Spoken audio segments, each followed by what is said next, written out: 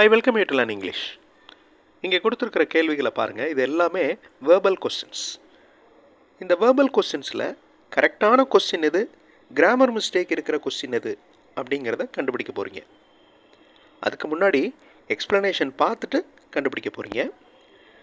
இங்கே இருக்கிற கேள்விகள் எல்லாமே பாதி டூ வேர்ப்ஸில் ஆரம்பிச்சிருக்கு. அதாவது டூ வேர்ப்ஸ் அப்படின்னா என்னது, டூ, டஸ், டிட், இது எல்லாமே டூ வேர்ப்ஸ். சில கேள்விகள் பி வேர்ப்ஸில் ஆரம்பிச்சிருக்கு.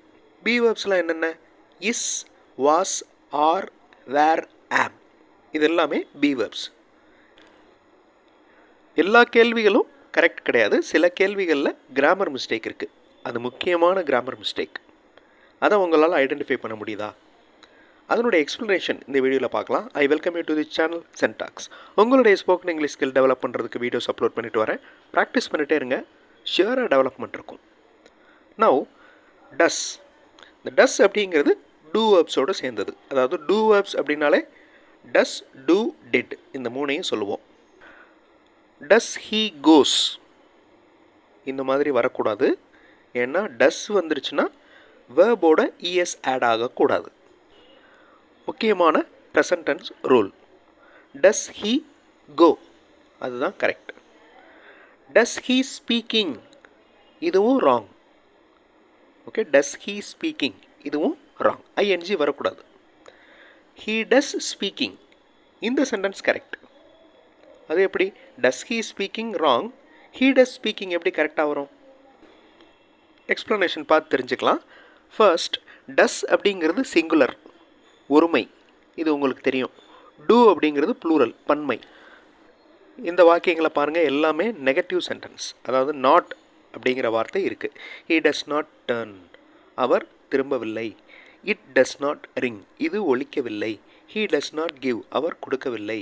ஸ்டூடெண்ட், ஒரே ஒரு மாணவன். ஸ்டூடெண்ட் டஸ் நாட் ரைட், மாணவன் எழுதவில்லை. ஸோ எல்லாத்துலேயுமே டஸ் அப்படிங்கிற வார்த்தை இருக்குது. Does singular.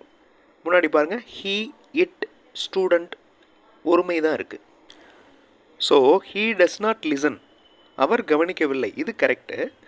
He do not listen, this is grammatically wrong. Grammar mistake இருக்குது. டூ வரக்கூடாது. டூ வந்து பன்மைக்கு மட்டும்தான் வரணும். He does not listening, ING இருக்குது பாருங்கள், அதுவும் வரக்கூடாது. He does not listening. He is not listening, அவர் கவனித்து கொண்டிருக்கவில்லை, இது correct. He is not listening correct. He does not listening wrong.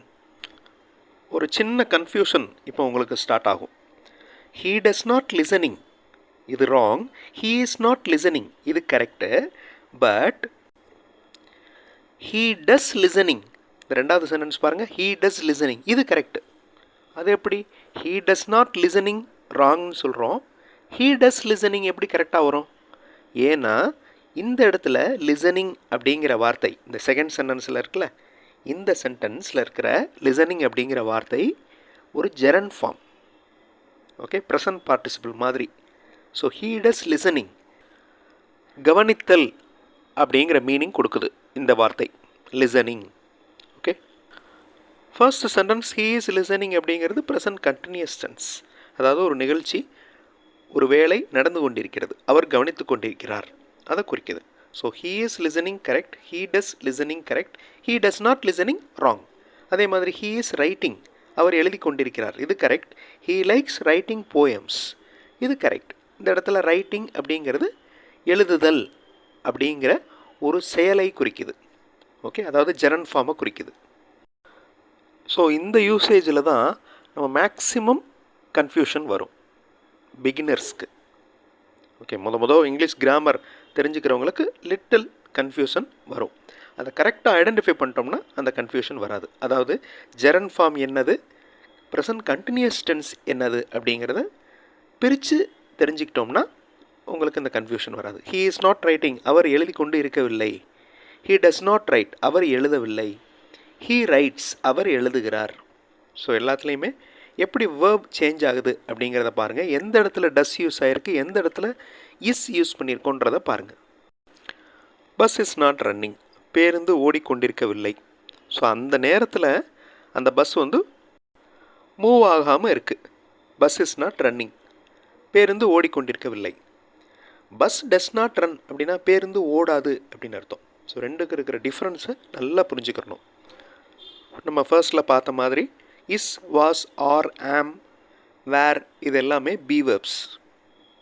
Okay, continuous டென்ஸில் யூஸ் பண்ணுவோம். இதுக்கு அடுத்த பி வேர்ப்ஸ்க்கு அடுத்து வர்ற வார்த்தை கண்டினியூஸ் டென்ஸில் இருக்கிற வேர்பாக இருக்கும், இல்லைனா பாஸ்ட் பார்ட்டிசிபிள் வேர்டாக இருக்கும். ஓகே, இந்த இஸ்ஸுக்கு அடுத்து, வாஸுக்கு அடுத்து, ஆமுக்கு அடுத்து, ஆருக்கு அடுத்து கண்டினியூஸ் டென்ஸில் வர்ற வேர்ப் ஐஎன்ஜி ஃபார்மில் இருக்கலாம், இல்லைனா பாஸ்ட் பார்ட்டிசிபிள் இருக்கலாம். எக்ஸாம்பிள் பார்க்குறப்போ உங்களுக்கு புரியும். ஹீ இஸ் காலிங், அவர் கூப்பிட்டு கொண்டிருக்கிறார். வி ஆர் ஒர்க்கிங், நாங்கள் வேலை செய்து கொண்டிருக்கிறோம். இட் இஸ் மூவிங், அது அசைந்து கொண்டிருக்கிறது. It is moving. ஸோ இது வந்து ப்ரெசன்ட் கண்டினியூஸ் டென்ஸ், ஏன்னா வேர்போட ஐஎன்ஜி ஆட் ஆகிருக்கு. அதே மாதிரி அந்த நிகழ்வு, அந்த ஆக்ஷன் அந்த நேரத்தில் நடந்துக்கிட்டு இருக்கு அப்படின்னு அர்த்தம்.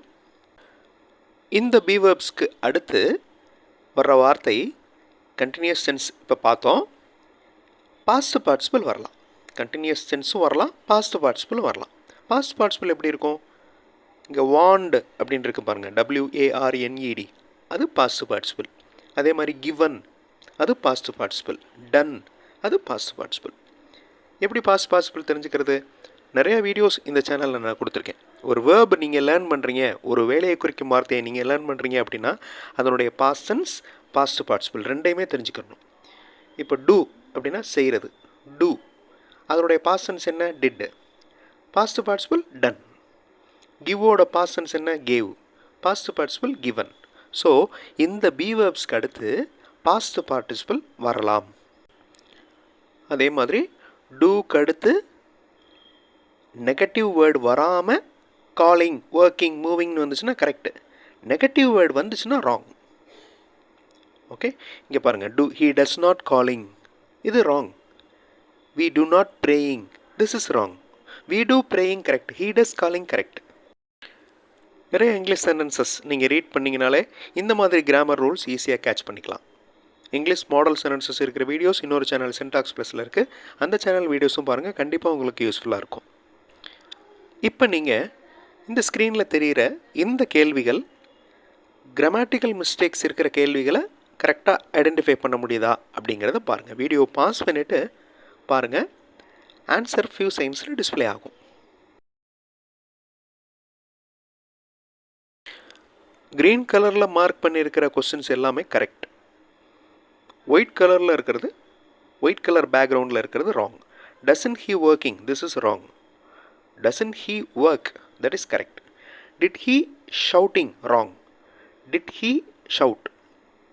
Okay, does he produce, do வரக்கூடாது, does he produce. Does he shout, that is correct. Does he shout. Is he ask அப்படின்னு வரக்கூடாது, is he asking, our கேட்டுக்கொண்டிருக்கிறாரா, that is correct. Is he asking. Don't we run, don't we ரன்னிங்னு இருக்கக்கூடாது, don't we run, that is correct. ரொம்ப ரொம்ப important grammar rule இந்த வீடியோவில் பார்த்தோம். இதை எப்போவுமே ஞாபகம் வச்சுக்கிறதுக்கு நீங்கள் சென்டென்சஸ் எழுதி ப்ராக்டிஸ் பண்ணணும். அடுத்த வீடியோவில் இன்னொரு இன்ட்ரெஸ்டிங்கான எக்ஸசைஸோடு பார்க்கலாம். Thanks for watching and thanks for your valuable comments.